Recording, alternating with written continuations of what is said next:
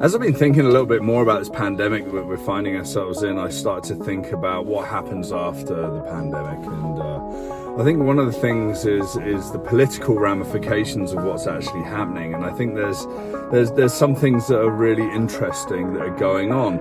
We're seeing borders closed, we're seeing travel restricted, we're seeing impacts on the logistics and global supply chain. We're seeing the idea that globalization is an amazing thing, turning to globalization is actually not such a great thing today, especially when we've become so reliant on countries like China for the provision of so many different goods.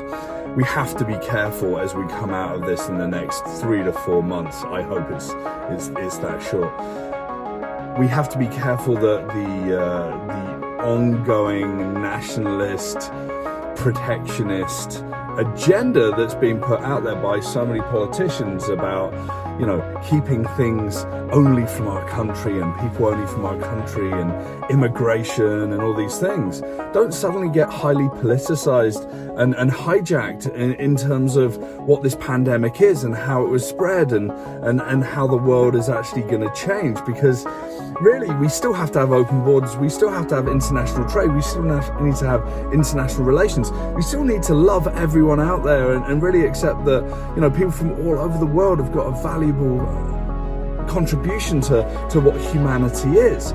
So, you know, we just have to have a bit of compassion at this point in time and not point fingers right now, because it's a calamity, and sure, it comes from certain places and it gets worse in other places, and there's centers of the pandemic, and, you know, we've got to be careful of that. We have to get through this. So, you know, be aware of the politics around all of this that's going to come out at the back end of this situation subsiding.